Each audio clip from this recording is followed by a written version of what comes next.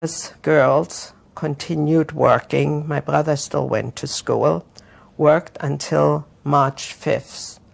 My mother stayed with us, with me actually, when we left Stockholm with an icebreaker on a merchant marine.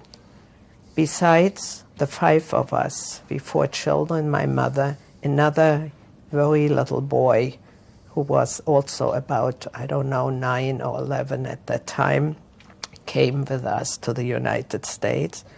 And we arrived in Baltimore on March 22nd in the warmest weather possible. The change of climate alone was a shock to us.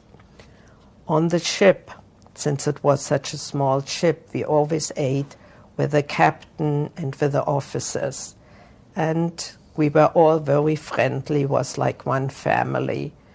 And the last day, of course, I wanted to see land. I wanted to see the coast of America. So the captain lent me his binoculars and I looked through, and we were still quite far away when I saw a little speck. I said, I looked through the binoculars and saw a little speck, which I knew was my father standing there, because the way he wore his hat, he never wore it straight on the slant.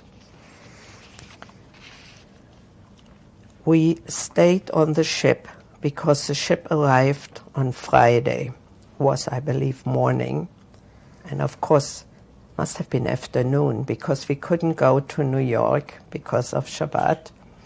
And my father came on board and stayed with us until Saturday night when we finally left and arrived in New York during the night. Must have been about 2 o'clock or something.